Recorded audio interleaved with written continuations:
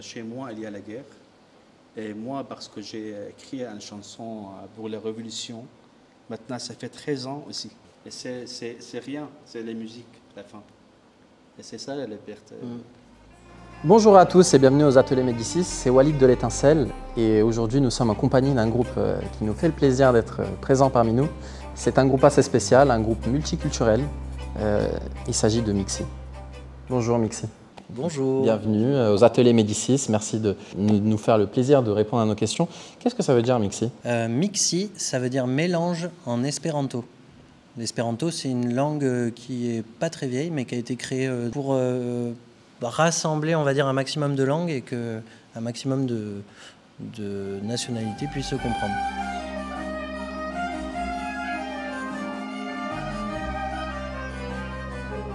Et quelle est la jeunesse du groupe, l'origine?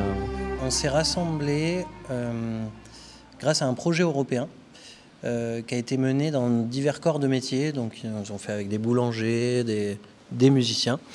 Et leur étude, c'était de voir comment des gens qui sont de différentes cultures, de nationalités et de langues arrivaient à travailler ensemble. Donc pendant 3 jours, on s'est réunis au Rocher de Palmer, à côté de Bordeaux. Et on s'est rencontrés, on a fait de la musique ensemble. C'était une réunion spectaculaire. On ne parle pas la même. Jusqu'à maintenant, on a des fautes dans la langue, on ne parle pas très bien. Mais on a trouvé une solution, c'était la partition de musique. On a lu la partition, on a suivi un peu, mais maintenant c'était un peu mieux. Mais avant c'était très compliqué. Mais ça marche à la fin. Et vous communiquez du coup par partition, c'est ça? Avant oui, maintenant c'était... non, on parle un peu français. C'était un peu le seul moyen de... Enfin, c'était, on va dire, la langue commune qu'on avait. Après, on ne disait pas là, si, là, pour comment ça va. Hein, mais, Oui.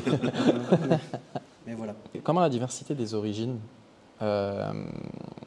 influence justement le processus de création musicale? C'est vrai, il y a beaucoup de diversité dans la musique et dans la vie en général, mais je pense que pour les artistes, c'est beaucoup plus facile pour rassembler toutes les diversités autour de nous, parce que déjà on a une langue qui est la musique, et à mon avis c'est universel.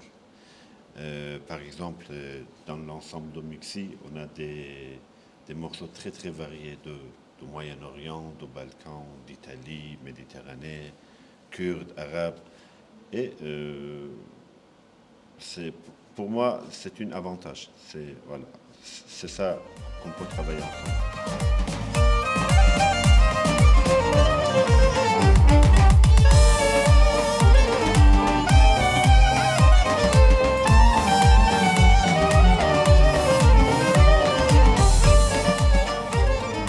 Est-ce qu'il y a, justement, tu l'évoquais au départ, est-ce qu'en soi, il y a des similarités ou pas vraiment au final? Est-ce que ces similarités, si elles existent, elles vous ont rassemblé? Il y en a plus en musique orientale. Oui.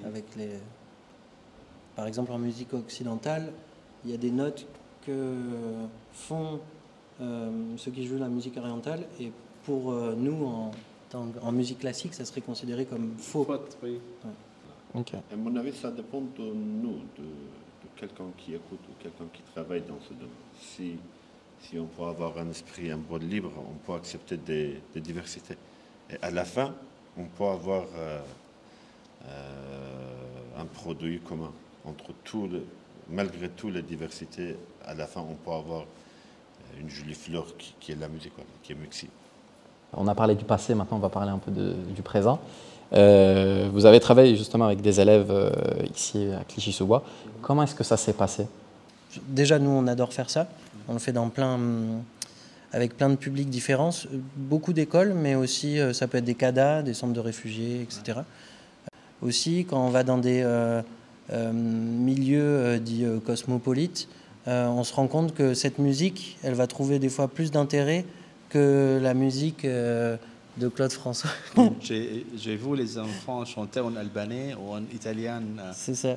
Oui, c'était... Albanais, elles sont très bien ici, elles sont très bien là.